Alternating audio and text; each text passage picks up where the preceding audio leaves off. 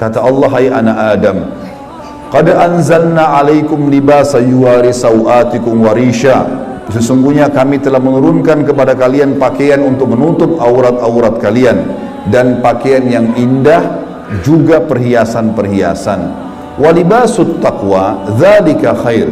Pakaian ketakwaan yang menutup aurat lebar, tidak membentuk aurat itu, tidak memperlihatkan bagian tubuh, adalah pakaian yang paling baik. Dzalika min ayatillahi la'allakum tadhakkarun. La'allahum yatadhakkarun. Dzalika min ayatillahi la'allahum yatadhakkarun. Itulah ayat-ayat dari Allah, mudah-mudahan mereka mengingatnya. Anak cucu Adam.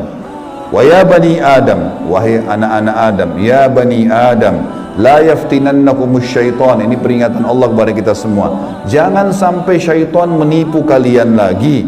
Kama akhraja abawaikum minal jannah, sebagaimana dia telah berhasil mengeluarkan kedua orang tua kalian, Adam dan istrinya Hawa, dari surga. Yanzi'u anhuma libasahuma liyuriyahuma sawatihima, yang akhirnya membuat baju keduanya terlepas. Kata ulama tafsir, godaan syaitan yang pertama, bagaimana orang terbiasa terbuka auratnya sehingga menggoda orang lain, sebagaimana digodanya ayah kita dan ibu kita dulu. Innahu yarakum huwa wa qabilu min haitsu la tarawnahum. Sesungguhnya dia, iblis itu, sama pengikut-pengikutnya melihat kalian yang kalian tidak bisa lihat mereka. Kita nggak bisa lihat iblis, tidak bisa lihat syaitan, tapi mereka bisa lihat kita. Di sekitar kita mereka ada.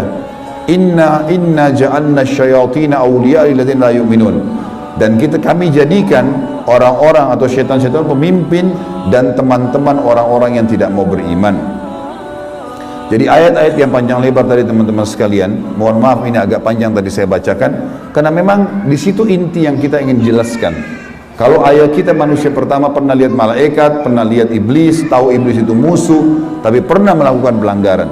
Dan Adam alaihissalam pada saat itu taubat kepada Allah, dan Allah sudah bongkar siapa tuh syaitan, disuruh jadikan sebagai musuh. Tahu musuh teman-teman? Kalau saya lagi pegang pedang, syaitan lagi pegang pedang, musuh saya lagi pegang pedang di medan perang, saya harus berhati-hati menangkis serangan atau menyerang. Kalau saya diam, diserang tidak nangkis, saya akan dibunuh. Syaitan akan selalu berusaha, targetnya adalah menyesatkan, membunuh manusia. Kalau kita lepas misalnya daerah-daerah terbuka sedikit, dibelah sama dia nggak akan coret, dia akan tusuk, berusaha supaya kita mati. Orang dibuat dosa, begitu buat dosa, dibuat putus asa supaya bunuh dirilah dia sampai mati. Bagaimana syaitan bisa membunuh anak Adam itu? Memang sudah itu targetnya iblis, dan iblis ini teman-teman sama dengan Adam. Sekarang kita ini semua anak cucunya Adam. Iblis punya anak cucu sebanyak ini. Kerjanya disesatkan oleh iblis supaya menyesatkan anak Adam. Selalu mereka lakukan itu teman-teman sekalian. Maka Allah mengingatkan kepada kita dengan hati-hati sekali. Ingat, jangan jadikan syaitan itu sebagai teman-teman kalian. Dan perlu teman-teman tahu, jin ini lebih banyak jumlahnya dari manusia ya. Lebih banyak. Iblis tadi yang kita sedang bahas, salah satu dari golongan jin. Jadi ada jin-jin yang lain. Allah ceritakan dalam surah jin khusus, surah nomor 72 bicara masalah itu. 18 ayat pertama itu Allah menceritakan tentang masalah adanya jin-jin beriman. Jadi di alam jin ada jihad, ada dakwah, tetapi kepada syaitan, dan syaitan ini golongan fasik dan golongan kafir dari jin. Ada jin mukmin, ada jin fasik, ada jin kafir, sama manusia. Ada manusia beriman, ini yang beriman manusia, dan jin yang beriman tidak akan interaksi. Kalau golongan fasik dari manusia dan golongan kafir, fasik maksudnya muslim tapi masih banyak dosanya. Di alam jin juga ada jin fasik, muslim tapi banyak dosanya, dan ada kafir. Di alam jin, fasik sama kafir ini namanya syaitan. Jadi semua syaitan pasti jin, tidak semua jin itu syaitan. Bisa ditangkap ini ya? Oke. Ini pemahamannya. Nah, syaitan ini dipimpin oleh iblis. Jadi iblis bukan raja jin, tapi raja syaitan. Teman-teman sekalian, semua syaitan kita disuruh jadikan musuh. Kalau datang, diusir. Kalau kita ganggu syaitan, Atau syaitan ganggu kita? Kalau kita diganggu oleh syaitan, maaf, bahasanya gini, kalau kita diganggu oleh syaitan, tadi saya keliru ucapin ya, kalau kita diganggu oleh syaitan, kita harus usir. A'udzu billahi minasyaitonir rajim. Mulai ada malas ibadah, mau buat dosa, mau buat zina, a'udzu billahi minasyaitonir. Syaitan lagi datang nih godain. Saya berlindung kepada Allah dari syaitan yang rajim. Rajim itu dirajam, teman-teman. Jadi kalau bahasa Indonesia terjemahan terkutuk itu sebenarnya kurang tepat itu. Tepatnya rajim itu adalah dirajam. Rajam itu malaikat ambil panah api dipanahin dia. Jadi kalau kita diganggu oleh syaitan, kita bilang a'udzubillahi minasyaitonirrajim, itu Allah datangkan malaikat bunuh syaitan itu yang sedang goda kita. Dirajam dia, dilempar dengan panah-panah api. Seperti Allah bilang dalam surah Al-Mulk, wa ja'alnaha rujuman lisyayatin. Dan kami jadikan bintang-bintang itu sebagai panah-panah untuk mematikan syaitan-syaitan. Jadi nggak boleh berteman, nggak boleh menikah, nggak boleh interaksi, nggak boleh apa-apa. Mereka punya dimensi waktu yang berbeda. Tidak boleh lintas alam. Teman-teman, kita ini manusia.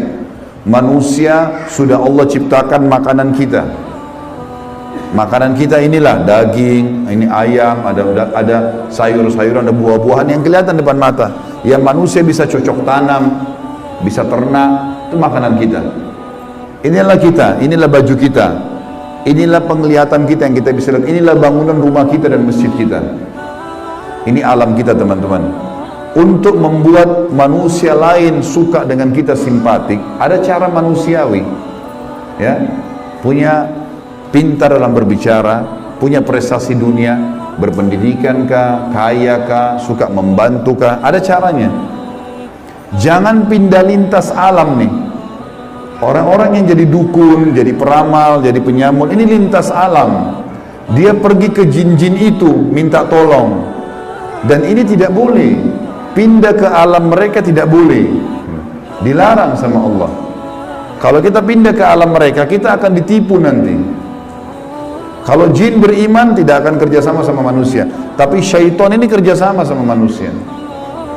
Ingat, kita pemimpin, garis bawahi kalimat ini. Jadi orang-orang yang jadi dukun itu kalau mereka pergi ke bersemedi di gua, di pinggir pantai, manggil-manggil wahai dewa, wahai penjaga ini, apalah di Indonesia, ini Roro Kidur lah atau apa, semua dipanggil Gondoruo, Tuyul. Ini semua, teman-teman, bahasa yang diucapkan oleh manusia karena tidak faham kedudukan dia. Dia kalau lagi bersemedi di situ, syaitan yang lewat di sekitar tempat itu muter-muter lihat, ini manusia, ini pemimpin saya ini. Nggak bisa, dia mengalahkan manusia, nggak bisa. Syaitan nggak bisa kalahin kita. Syaitan hanya bisa bisik saja, buat, jangan, gini, cuma begitu, nggak lebih daripada itu.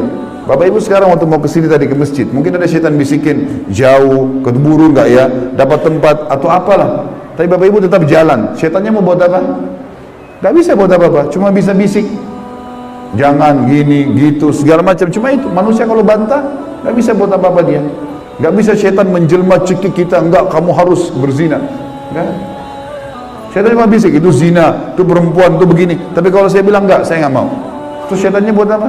Gak bisa buat apa-apa, lemah sekali. Allah bilang inna kaida syaitani kana dha'ifa. Syaitan itu lemah sekali.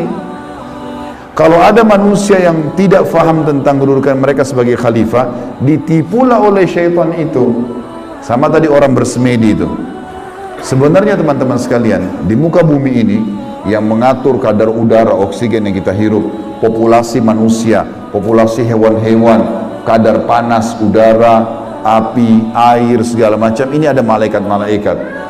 Teman-teman kalau mau baca surah Al-Ma'arij dan surah Al-Buruj, surah nomor 77 dan surah nomor 79, di situ disebutkan panjang lebar tentang tugas-tugas malaikat. Jadi yang urus lautan, urus gunung, urus tumbuh-tumbuhan, semua ini malaikat, makhluknya Allah. Rukun iman kita yang kedua, kita harus yakin mereka ada.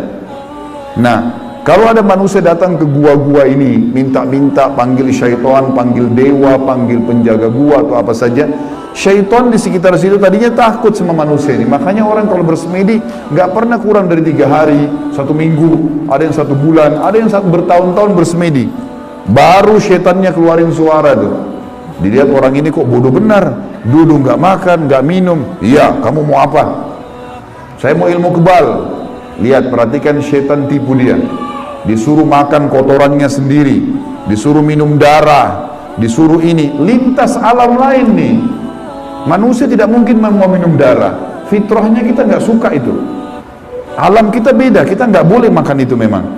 Allah buat kita nggak suka itu. Syaitan suka dengan bau-bau busuk, bau kotoran. Manusia nggak suka. Syaitan suruh manusia ini ikuti dia, suruh bersemedi. Dan ini disebutkan teman-teman, sebab turunnya surah jin ini karena ada orang-orang Arab jahiliyah dulu. Mereka ini teman-teman kalau mau kalau lagi perjalanan bagi safar, kepala sukunya, kepala kafilah, kepala perjalanan itu kalau sudah istirahat di satu lembah, dia tiba-tiba keluar, dia ambil setengah bekal makanan, dia bawa ke tengah-tengah lembah, lalu dia bilang begini, wahai penjaga lembah, ini setengah bekal kami, jangan ganggu kami ya. Ini perkataan siapa? Perkataan kepala kafilah tadi. Maka Allah bongkar dalam Al-Quran, dalam surah jin, Allah katakan 18 ayat pertama diantaranya, fazaduhum rahaqa. Maka syaitan-syaitan di sekitar lembah itu semuanya makin mengerjai mereka, makin jadi tuh. Kalau ada satu kampung misalnya kayak di Indonesia ini paling banyak seperti itu. Ada satu kampung lewat jembatan, tersebar berita, itu di jembatan kalau malam hari ada nenek-nenek tuh. Syaitan tunggangi itu isu. Kalau ada orang takut, makin jadi, makin kelihatan. Yang lihat hanya orang yang takut saja. Orang yang tidak takut tidak bakal lihat, tidak bakal kelihatan. Tentu teman-teman sekalian, kita ini sampai azan Isya, sholat Isya dulu baru kemudian kita lanjutkan materinya. Teman-teman sekalian, kalau ada satu rumah, orang bunuh diri di situ. Orang bunuh diri. Kalau kita lewat, pagarnya rumah orang itu 10 meter.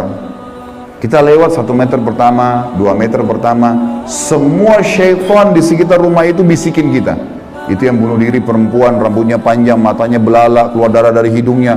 Terus, sebelum antum ini, anda ini ngelewatan 10 meter pagar itu, dia takut-takutin. Kalau kita takut di 5 meter misalnya, balik ke sana kita lihat benar tuh. Perempuan yang gantung diri itu kita lihat, padahal sebenarnya tidak ada. Itu permainan syaitan di sekitar rumah itu. Ini saya bongkar kedoknya biar bapak ibu tahu. Jadi syaitan kalau di sini marah sama saya, biarin aja dia marah. Karena emang dia begitu kerjain manusia. Dia kerjain manusia. Kalau ada teman kita jalan tanya, kamu takut gak? Kamu lihat gak? Dia bilang enggak, karena dia tidak takut. Kalau dia takut, dia bayangkan nenek-nenek misalnya. Dia lihat nenek-nenek di sana. Jadi orang makin benar, makin tahu tauhid ini, makin tahu kisah awal Nabi Adam, musuh kita syaitan, Allah bilang syaitan itu lemah, tidak bisa buat apa-apa. Ini semua teman-teman sekalian akan membuat seseorang di antara kita jadi kokoh, jadi tidak mudah tergoda oleh syaitan. Dan ini makna daripada hadis Nabi SAW. Hai Ibnu Khattab, Umar bin Khattab, kalau kau lewat di sebuah lembah, syaitan tahu kau lewat di lembah itu, dia cari lembah lain. Padahal Umar nggak pernah lihat syaitan itu. Syaitan yang lihat Umar. Kok bisa syaitannya takut? Karena tahu kalau Umar ini sudah tahu sedikit ada gangguan syaitan, langsung Umar baca A'udzubillahi minasyaitonirrajim. Berarti Allah utus malaikat bunuh dia. Orang-orang yang takut saja, yang belum faham, baru kemudian dikerjai oleh syaitan itu. Seperti itulah pemahamannya.